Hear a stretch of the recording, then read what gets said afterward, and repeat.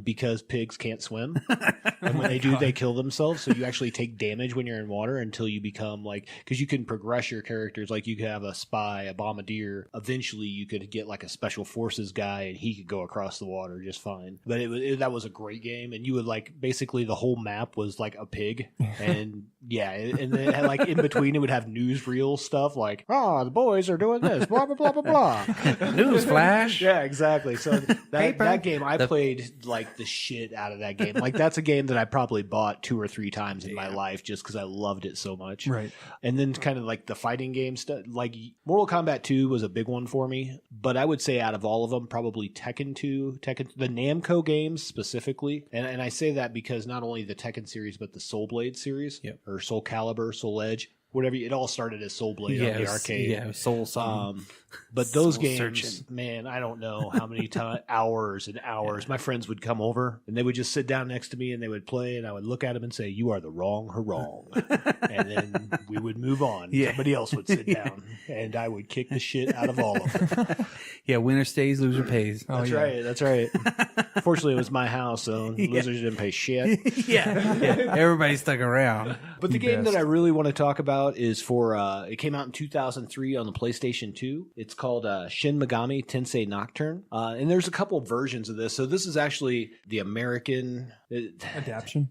Well, the American adaptation, but they had adoption. Like it's an orphanage, Mitch. Well, I didn't know that. In some places they call this the Maniacs version, but it was so it was actually the third installment of the Shin Megami series. I've not played any of the others because they look kind of hokey and I never had any interest. This is the only one that was like really edgy. And you guys may have heard of Atlas. They made the Persona games, which are pretty popular, and then the Devil Summoner games. But this is a dark, weird, just like, I remember picking this game up and I'm like, what is going on? and this, it didn't just come with the game. It came with a CD of the music for the game, which was really intense. Some pretty intense music. So it kind of opens up. It's like an apocalyptic dream. This woman's like telling you about the world being engulfed in chaos, only to be reborn. And then you wake up and you're just this school kid in Tokyo going to meet your friends at the park so that you can go see your teacher in the hospital. Like as you're going to the thing, you find out as you're going to the park, you miss your friends because they're douchebags anyways, and you'll find that out later in the game. They all suck. No. But not like us. We're all cool. We're cool people. We're cool. But you find out like there was this big, like a bunch of people died in this park, like the night before or something, because there was basically this group that started like some sort of something. You don't really know. You just know there was a whole bunch of stuff that happened. So you get to this hospital. So you finally get to this hospital and it's mostly deserted. It's kind of creepy. And you find your teacher and she's on the roof. Like you meet up with your friends. You guys split up to go find her. Obviously your friend's got like the hots for her or something. He's like, you go check over there and I'm going to go find out where she really is. And the girl's like a total douchebag too. Like, Newsflash. Newsflash. Nobody talked. And by the way, this is one new game. There is no voice acting in this game. It's just, you just read everything? You read everything. Cool. I remember when PlayStation did that. Pepperidge Farms remembers. Anyways, when you find her, she explains that, this dream you had, this is actually about to happen. Everybody in this hospital is going to be saved. And she's like the maiden of this, what they call the conception. So the world's going to be destroyed, basically, and reborn. And then it happens. And the art is amazing. There's a point where you're in the world, and if you look up in the sky, it is a map of the world. It's just insane. Like, and I wouldn't do it justice to be able to talk about the art without seeing it, without really seeing it. What I saw with what you show me about it, I mean, it's another one of those. And this came out what year? 2003. 2003. So there was kind of the beginning of what you were talking about, how the art's kind of progressing in it. They're using more art. And with the Japanese games and Chinese games that I've seen, their art is always a really big style of the games. Absolutely. Even back on the Nintendo part of it too. Yeah. So what happens is this conception happens, right? And you just wake up, but there's somebody dropping young boy and a woman that you're going to meet them throughout the game, dropping this insect into it's either your eye or your mouth or something, like this insect-looking creature. And this is a megatama, and it's a demonic parasite that gives you powers, buffs, and weaknesses. Nice. And there's 24 different ones that you can get in the game, and you can use only one at a time. Does he keep them in a little bag? No, you have to ingest them. Oh, yeah, they, but like the other ones, yeah, you know, I don't know. You don't ever see those. They're Yeah. in your fucking menu. they're in his butt. They're right in his butt. And he's like, that's where he keeps them. But what I thought was cool about this, so like let's say that each Magatama gives you a different power, right? Depending on the like ice, fire, mind, physical, something like that. You only get 9 skill slots. So let's say, you know, like I get my ice one, like later on it levels up and I can hit multiple people with the ice, right? If I get rid of that power, I never get it back. Oh, what? Ever. So you're really cultivating this character and making it different every time you play through. so you have to figure out where to use it at the right times too, huh? Right, and then be like, okay, I don't need that anymore. But what I really want to get into is the gameplay, because it's got a really interesting twist on the gameplay. And spoiler alert, the little boy that you see later on, you see him, and he's an old man in a wheelchair. A little spoiler alert, that's Lucifer. Oh, Yeah, it cool. gets real weird. That's cool. man. But yeah, so anyway, so your first objective is you got to get out of this hospital, and when you wake up, you have a horn in the back of your neck and these like neon tattoos. Yeah, so you look a little different than you were when you were a little Tokyo boy. It's almost kind of on the same realm as like a Tron suit, only it's your body. Ooh. Yeah, I'll buy Yeah. that. Good call. Yeah. What I saw in that, Yeah. I could see that, yeah, because it glows, right? Yeah. Mhm. Does it glow whenever you like power? Whenever No, you're I mean, using it's just power? always. Nobody Always thinks do it's If I weird had in the it, game. I'd want it always. No, well, Yeah. well, that's what you're about to find out, because when this Ah. conception ensues, what basically happens is every human is killed. There What? are no more humans except for those people that were in the hospital. Oh, Everything okay. else in the world is demons now. Okay. And you are called the demi-fiend. And what you find out through like the story is basically you are going to choose how this new world is born. So this is kind of the in-between the new world coming and the old world dying. And you're going to find the right path for this world to be born. So there's like different factions, I guess you would say, where like one is like people who, the strong survive, and those are the ones that should rule. There's one that's based on silence, like there should just be peace and silence. And as you interact with those cults or groups or whatever and their leaders, it changes what happens at the end of the story on what you embrace with them, how you interact with them. So you can go back and then redo it. No, No? you have to start all over. Yeah, but that's what I'm saying. So you can have a different Yeah, outcome. there's six different endings for the game. Okay. So and I'll kind of, before I go any further in the story, I'm going to kind of give you a little idea of the gameplay. And this game is just amazing, by the way. I can't say enough. The first time I played this game, I put 80 hours into it. Oh, Did nice. not beat it. Oh my gosh. And there's a reason for that, and we'll kind of get to that. So it's a 3D role-playing game that uses a turn-based combat. It uses a press turn system, which is something that I've never heard of before. So basically what that means is if I use an attack against a creature that I'm fighting and I get a critical hit, or I use a magic that it's weak to, I get an extra turn. If I miss, I lose multiple turns. That also works for the other guys that you're fighting against. So it could go south super quick. Right. So a lot of people are like, this is like the hardest game ever. They're like, this super punishing. Along with that, it's also got a lot of puzzles and labyrinths and things in it. And some of those could be pretty hard. Just to kind of give you an idea, I remember playing one of the side puzzles, and it was an arcade game that was in this building. And you had to beat all 20 levels in one sitting to get like a Magatama, I think it was. Wasn't really all that impressive, but gotta get my complete on.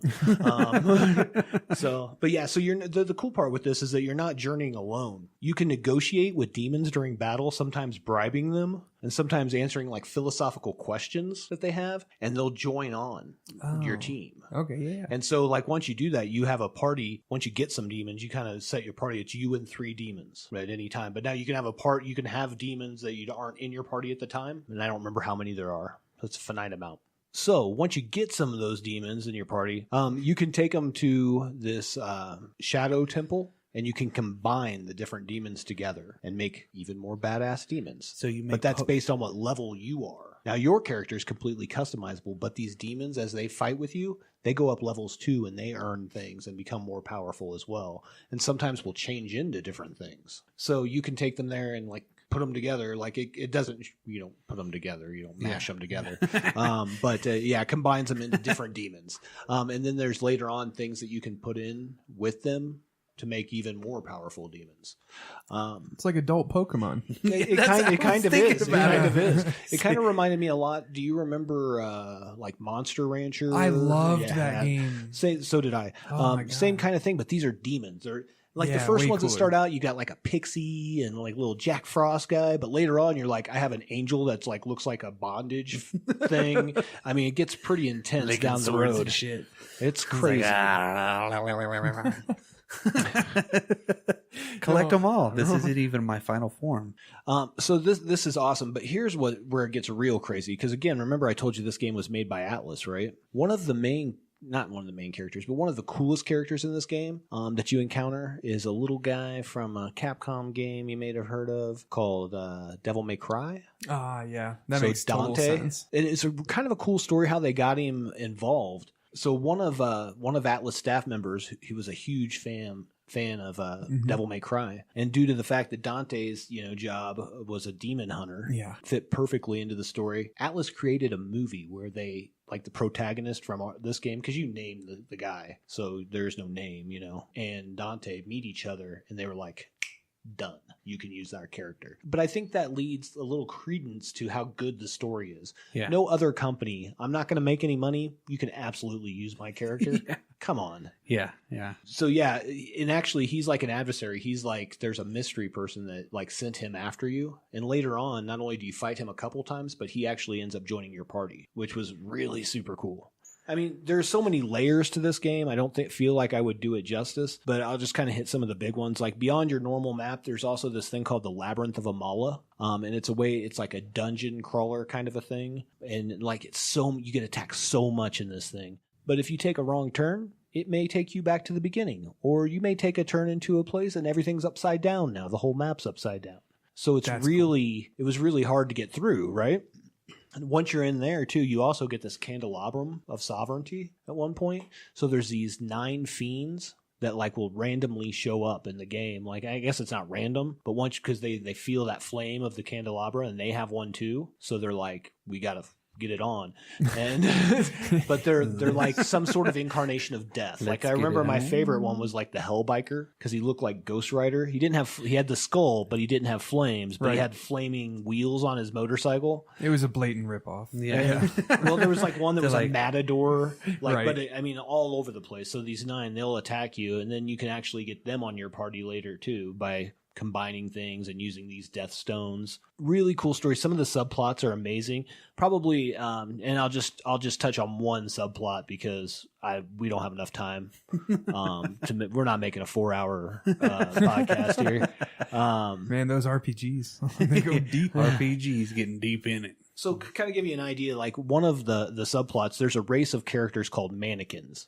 Mannequins are basically what happens. They're like a human-like creature. They're the product of like when all these people died, all their emotions kind of shot out all over the world, right? The weak emotions just dissipated. The strong emotions formed with the earth to make these people the mannequins. Oh, what?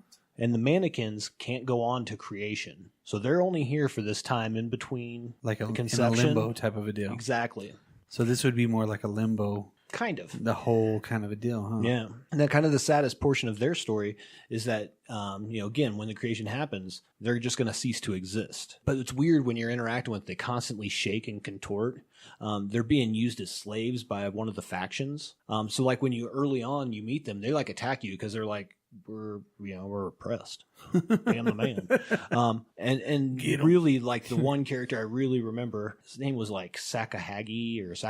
I don't know what Soggy Hacky. Yeah, something. Yeah. But dude, you track him down and like it's like he goes around, he's a mannequin that goes around killing other mannequins and taking their skin so he can assimilate their powers.